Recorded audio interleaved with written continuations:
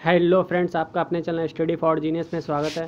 Friends, आप जिस भी कंपटीशन की तैयारी कर रहे हैं, ये जो हमारा सेशन है ये special for GK and GS के लिए। ठीक है बच्चों, देखिए जीके जीएस में आपका आता क्या है। तो जीके जीएस में आपका जो है पहली बात तो आपका आ जाता है हिस्ट्री आ जाती है, फिर जियोग्राफी आ जाती है, फिर आपकी साइंस आ जाती है। और साइंस में अगर बात की जाए तो साइंस में बच्चों अगर बात की जाए तो आपके फिजिक्स, केमिस्ट्री और बायो सारी चीज़ें आती हैं। ठीक है, और क्या आता है और बच्चों आपका करंट अफेयर आता है, और जैसे कि आपका क्या आता है, आपका इंडियन कॉन्स्टिट्यूशन आता है। ठीक है, और इकोनॉमी आता है। ये सारी चीज़ें आपकी आती हैं जीके एंड जीएस में बच्चों। ठीक है, करंट अफेयर में ये सारी चीज़ें बच्चों आती हैं। तो चलिए फिर आज का सेशन स्टार्ट करते हैं। अगर हम जान लेते हैं कि आखिर हम इसमें क्या क्या देखने वाले हैं। ठीक है, तो बच्चों इस सेशन में हम लोग जो टोटल 30 क्वेश्चन करने वाले हैं। ठीक है, और ये जो 30 क्वेश्चन है आपके बहुत ही शानदार लाजवाब क्वेश्चन ये हम सीरीज़ लाए हैं बच्चों। आपके 30 क्वेश्चन जो है बहुत ही इंपॉर्टेंट क्वेश्चन है, क्योंकि ये किसी न किसी एग्ज़ाम में आए हुए हैं। ठीक है, जिससे इनका इंपॉर्टेंस बढ़ जाती है। तो आप लोग बस बने रहिएगा सेशन में। और अगर आपको कोई क्वेश्चन में कोई भी डाउट है तो आप कमेंट बॉक्स में कमेंट करके पूछ सकते हैं। ठीक है, चलिए फिर स्टार्ट करते हैं हमारा फर्स्ट सेशन के साथ में, आपका फर्स्ट क्वेश्चन के साथ में। तो बच्चों फर्स्ट क्वेश्चन आपका क्या कह रहा है। फर्स्ट क्वेश्चन आपका है कि अंतर्राष्ट्रीय सिद्धांत में गुणक प्रक्रिया का रूढ़ अर्थ लिखा जाता है। बच्चों देखिए, आपसे क्वेश्चन जो पूछा गया उसके आपके सामने 4 ऑप्शन है। ठीक है, जिसमें से पूछा गया आप चाहे बीएड की तैयारी कर रहे हो, चाहे एमटीएस की तैयारी कर रहे हो बच्चों, चाहे आप फिर पुलिस कांस्टेबल की तैयारी कर रहे हो, चाहे आरपीएफ किसी भी एग्ज़ाम की आप तैयारी कर रहे हैं। ठीक है, ये क्वेश्चन जो है ऐसे ही पूछे जाते हैं आपके एग्ज़ाम में। ठीक है, तो 31st क्वेश्चन है अंतर्राष्ट्रीय सिद्धांत में गुणक प्रक्रिया का रूढ़ अर्थ। देखिए बच्चों, रूढ़ अर्थ का मतलब क्या हो गया, आपको साधारण अर्थ बताना है गुणक प्रक्रिया का। ठीक है, उसको किसके रूप फॉर्म में लिखा जाता है, किसके रूप में लिखा जाता है, एग्जैक्टली आपसे बात कही गई है। तो इसका आप ऑप्शन बताइएगा बच्चों कौन सा सही होगा। तो बताइएगा बच्चों इसका राइट आंसर क्या होने वाला है। तो देखिए, अगर बात कर लें बच्चों इस क्वेश्चन की, तो देखिए इसमें राइट आंसर आपका हो जाएगा किसी भी अर्थव्यवस्था की आय में वृद्धि प्रारंभिक निवेश के कारण होती है। ठीक है, इसका आंसर आपका क्या हो जाएगा। गुणक प्रक्रिया का अर्थ क्या होता है, इसका अर्थ होता है कि किसी भी अर्थव्यवस्था की जो आय है, आय में जो बच्चों वृद्धि होती है ना, वो प्रारंभिक निवेश के कारण से ही होती है। इस वजह से राइट आंसर आपका सी हो जाएगा। 32 नंबर क्वेश्चन क्या कह रहा है बच्चों। 32 नंबर आपका है कि विश्व बैंक के द्वारा, आपको पता है जो विश्व बैंक किसे कैसे कहते हैं हम लोग, वर्ल्ड बैंक को कहते हैं। तो विश्व बैंक के द्वारा दिए गए संरचनात्मक समायोजन ऋण होते हैं। तो बताइएगा बच्चों, जो विश्व बैंक के द्वारा जो संरचनात्मक समायोजन ऋण का मतलब समझ रहे हैं, लोन होते हैं, वो लोन किस प्रकार के होते हैं, किस लिए होते हैं। ठीक है, तो इसमें बच्चों अगर बात कर ली जाए, इसमें राइट आंसर आपका हो जाएगा। देखिए, जो पूंजी प्रधान उद्योग को प्रोत्साहित करने के लिए, पूंजी प्रधान कौन होते हैं, जिनके पास बहुत ज़्यादा पूंजी होती है ना, बहुत ज़्यादा, उद्योग का मतलब क्या होता है आपका बिजनेस टाइप का हो गया। तो उन्हीं के लिए बच्चों, उनके प्रोत्साहन के लिए कि वो और भी अपने तरक्की करें और भी अपना पूंजी को अपना लोन दे देते हैं कि आप अपने बिजनेस को और भी ऊंचा करिएगा। ठीक है, इसका उनका प्रोत्साहन देने के लिए ये सारी चीज़ें होती हैं। 33 नंबर क्वेश्चन है कि एक वित्तीय प्रपत्र को मूल प्रतिभूत कहा जाता है यदि वह की देयता प्रदर्शित करता है बच्चों। तो इसमें से बताइएगा राइट आंसर क्या होने वाला है। जो एक आपका वित्तीय प्रपत्र होता है, प्रपत्र का मतलब जो पत्र होता है बच्चों, उसको मूल प्रतिभूत कहा जाता है। ठीक है, उसको क्या कहा जाता है, मूल प्रतिभूत कहा जाता है यदि वह, तब अच्छा मूलभूत प्रतिभूत कब कहा जाएगा, यदि वह की देयता प्रदर्शित करता है। वो किसकी देयता प्रदर्शित करता है बच्चों, तो वह जो है भारत सरकार की देयता प्रदर्शित करता है। तो उसको हम लोग क्या कहेंगे, उसको हम लोग मूल प्रतिभूत कहेंगे। ठीक है, राइट आंसर आपका क्या हो जाएगा, बी हो जाएगा।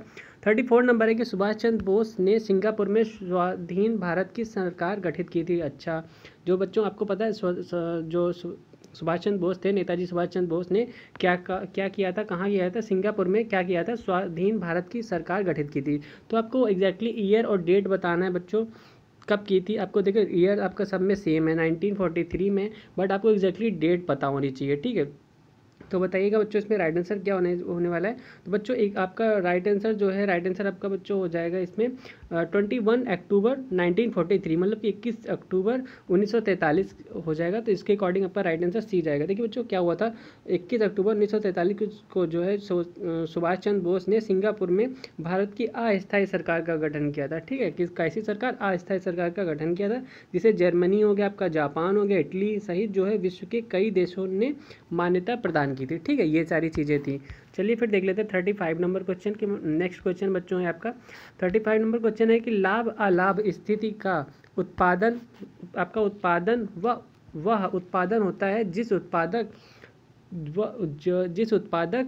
ऐसा क्या कर सकता है। आपको बताना है जो लाभ अलाभ, अलाभ का मतलब नुकसान बच्चों। ठीक, लाभ हानि से रिलेटेड है। लाभ हानि स्थिति का जो आपका उत्पादन, वह उत्पादन होता है जिस उत्पादक जिस उत्पादक के लिए बच्चों क्या किया जा सकता है आपको बताना है, तो जिस उत्पादक कुल लागत की वसूल कर सकता है, ठीक है, जो ऐसा उत्पादक जो कुल लागत को वसूल कर सकता है उसको हम लोग बोलते हैं बच्चों, क्या बोलते हैं, लाभ अलाभ स्थिति, ठीक है।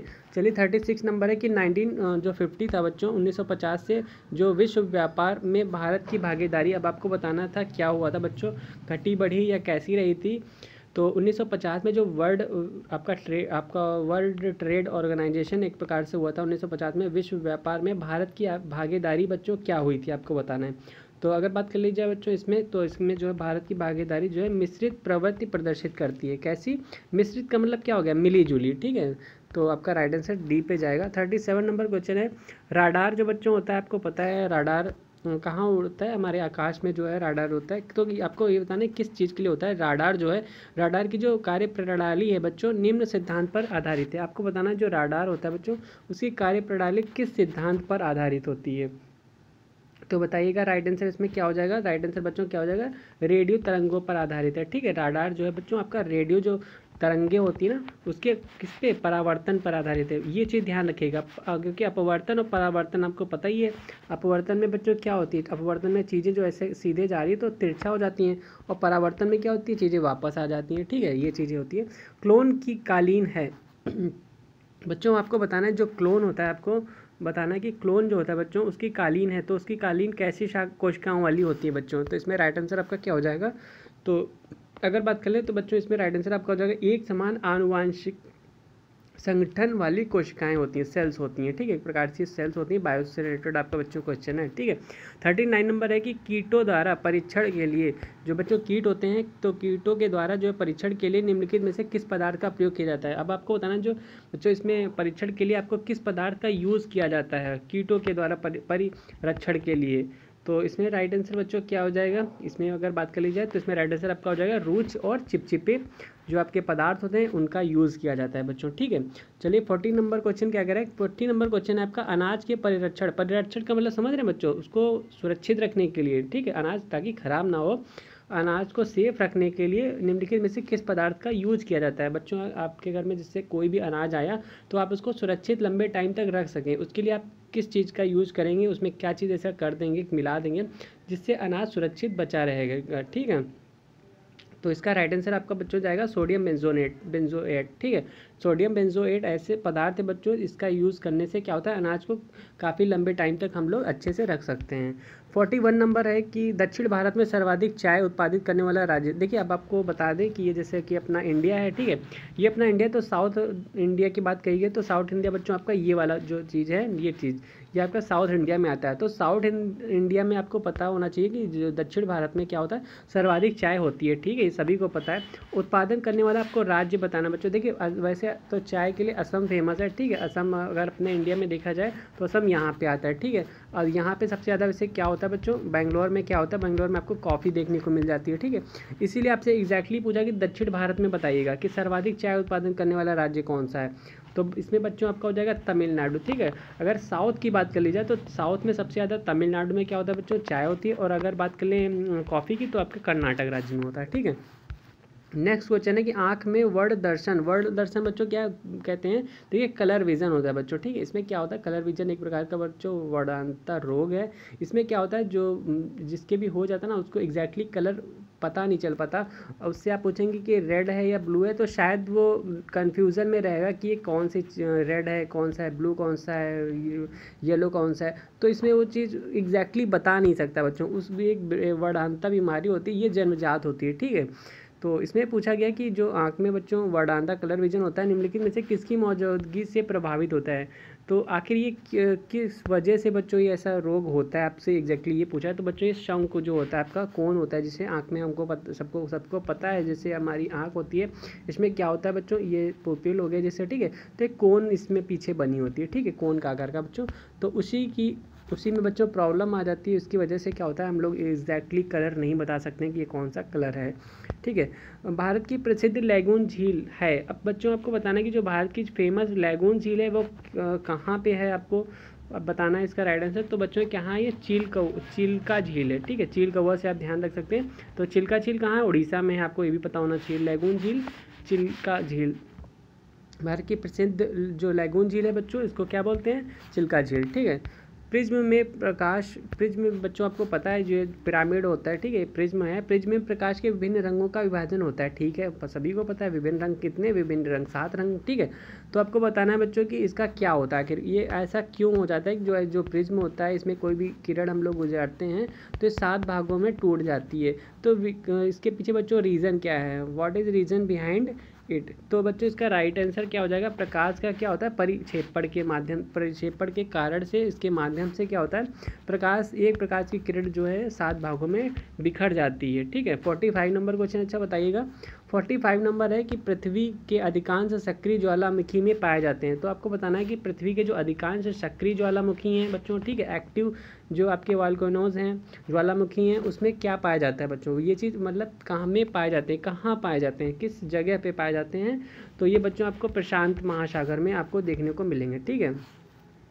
चलिए फिर 46 नंबर के पारिस्थितिकी संतुलन बनाए रखने के लिए भारत में वन क्षेत्र कितने अनुपात में होना चाहिए। देखिए बच्चों क्या होता है, जो हमारा जो पारिस्थितिकी तंत्र है उसको संतुलन मतलब मेंटेन बनाए रखने के लिए क्या होता है, भारत में जो वन का क्षेत्र है बच्चों वो कितने अनुपात में, मतलब उसका आपको परसेंटेज में बताना है कि कितने परसेंटेज में होना चाहिए। ठीक है।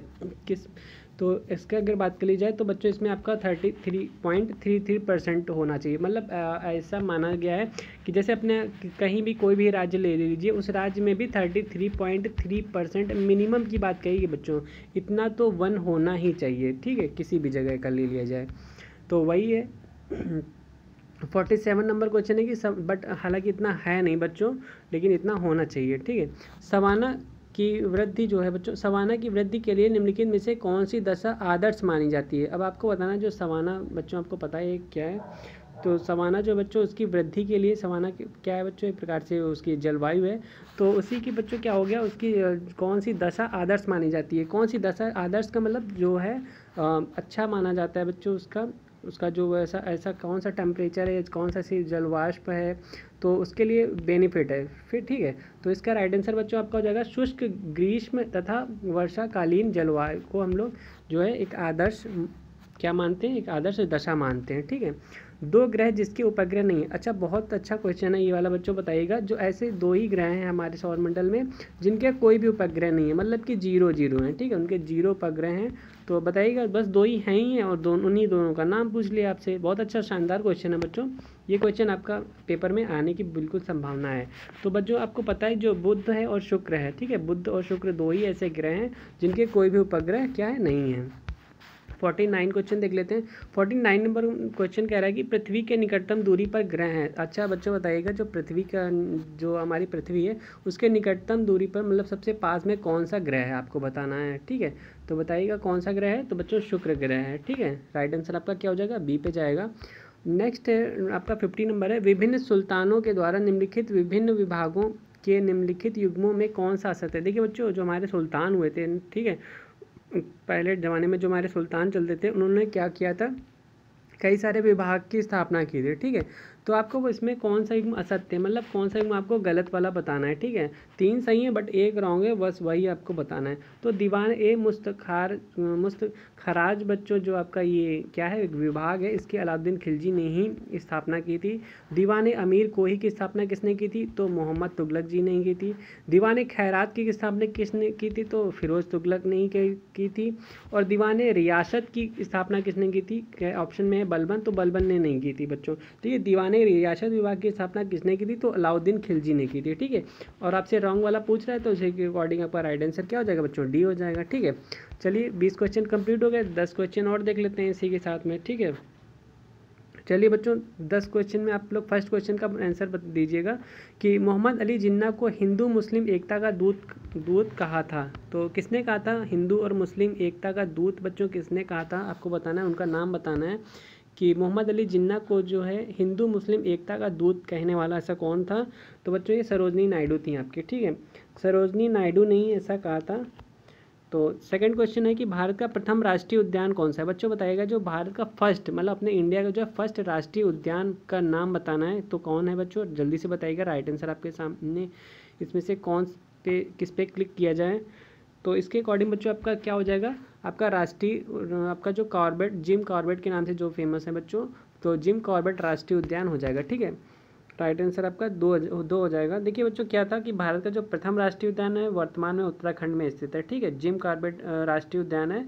इसे पूर्व में यहाँ क्या नाम था, इसका पूर्व नाम पहले हम लोग किस नाम से जाने जाते थे, तो हैली पार्क के नाम से इसको बच्चों हम जानते थे। ठीक है, थर्ड नंबर क्वेश्चन है कि ग्रीन बैंक का अर्थ है। बहुत ही शानदार क्वेश्चन है बच्चों, बताइएगा, बहुत ही अच्छा क्वेश्चन है, बहुत ही इंपॉर्टेंट क्वेश्चन है और जरूर ये पेपर में देखने को मिलेगा कि आखिर ग्रीन बैंकिंग क्या होती है। ऐसे ही क्वेश्चन आते हैं पेपर में। ग्रीन बैंकिंग का क्या अर्थ है बच्चों, बताइएगा।